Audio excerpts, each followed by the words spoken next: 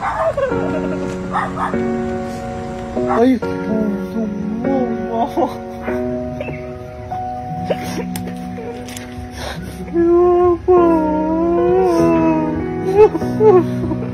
I stand behind breaking the generational curse na ginagawang retirement plan ang anak.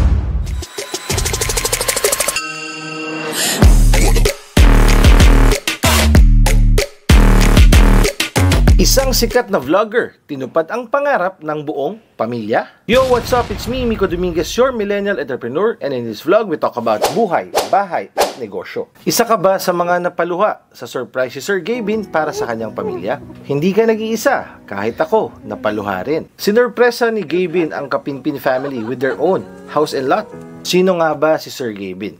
Gavin Kapinpin, better known as Sir Gavin, is the brains behind YouTube channel Sir Gavin and the FB page Kapinpin Family. Siya ang eldest sa mga magkakapatid. Maniwala kayo at sa hindi, Gavin is a licensed professional teacher. And while in his job hunting phase, napagkatuwaan niyang gumawa ng funny videos that featured his family. At dahil pumatok ang mga prank and challenge videos niya, nagtuloy-tuloy ang pagsikat niya at ng kanyang pamilya sa social media. Sabi nga nila, patawanin mo lang ang mga Pinoy ay mamahalin ka na nila.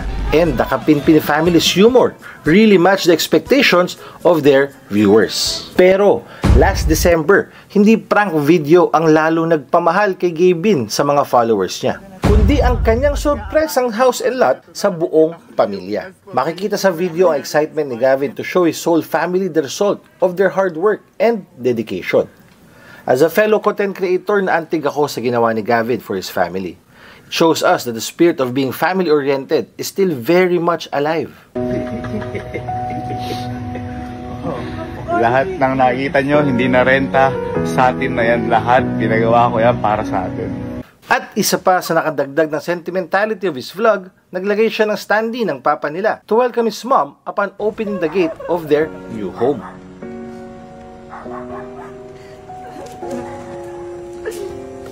His dad passed away last September 6, 2021. Pero ito'y nakakatuwa. Bahagi pa rin ang papa niya sa iba niyang vlogs at parati nilang binabanggit that they are still working hard to make him proud. Si papa din nila kasi ang isa sa talaga nag-push sa kanila to pursue ang vlogging career. At the start of his vlog, sinabi ni Gavin na high school pa lang siya, goal na niyang mabigyan ng magandang bahay at maginhawang buhay ang kanilang pamilya. Ang pangarap na maging mayaman para maalagaan ang pamilya, magtrabaho para sa magandang kinabukasan ng mga magulang at kapatid, at ang pangako na bibilhan ng malaking bahay ang mga magulang, lahat ng ito ay naglalarawan ng mga pangarap na nagsisilbing inspirasyon sa bawat Pilipino. In Sir Gavin's case, his dedication to achieving his goal at a young age showcases the resilience and determination commonly found in Filipino families. Ang paglalagay niya ng standee ng kanyang yumaong ama sa bagong bahay ay sumisimbolo sa pagpapatuloy ng pangarap kasamang pamilyang iniwan ang masiglang alaala. Napakahalaga ng pamilya sa kulturang Pilipino at ito ang nagiging lakas at inspirasyon ng marami sa kanila upang magtagumpay sa kanilang mga pangarap. Ang pagbili ng sariling bahay ay hindi lamang isang material na tagumpay, kundi isang pag-angat sa antas ng pamumuhay para sa buong pamilya. Sa kabila ng mga hamon at pagkakataon, nagpapatuloy ang mga Pilipino sa kanilang paglalakbay tungo sa pangarap ng mas magandang kinabukasan. Ang kwento ni Gavin at ng kanyang pamilya ay nagdudulot ng inspirasyon at pag-asa sa marami na ipinapakita ang mga pangarap ng bawat isa ay maaaring matupad sa pamamagitan ng sipag, tiyaga at pagmamahal sa pamilya. Iba-iba man tayo ng landas na tinatahak ngayon, isa lang ang patutunguhan nito: ang tagumpay para sa pamilya at sa sarili. And for others, this success made concrete by being able to provide a home for their family. At oo nga pala, yes, I stand behind breaking the generational curse na ginagawang retirement plan ang anak. But kung minahal ka ng parents mo and you witness their hard work to give you the best, I believe tama lang na mag-give back ka sa kanila once na may kakayanan ka na financially. Giving back doesn't have to be a grand gesture. Hindi siya dapat isiping obligation, but a way of showing gratitude and appreciation sa mga magulang natin. Yung simpleng ipag-grocery mo sila, bigyan ng staycation, ipasyal, at madami pang ibang way. Depende na rin sa capability mo. Teka, parang magandang topic to.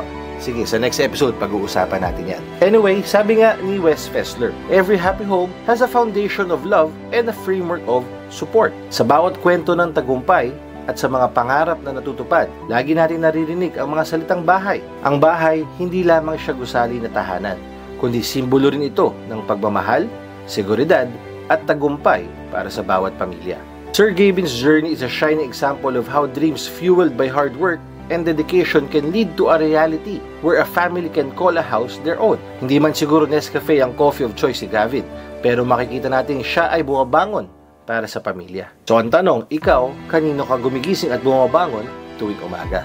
Dahil sila ang magiging source ng motivation at inspiration mo. Huwag tayong matakot mangarap sapagkat sa bawat mithiin, buhay ang pag-asa at tagumpay na naghihintay. Strive to give yourself and your family a home they can call their own.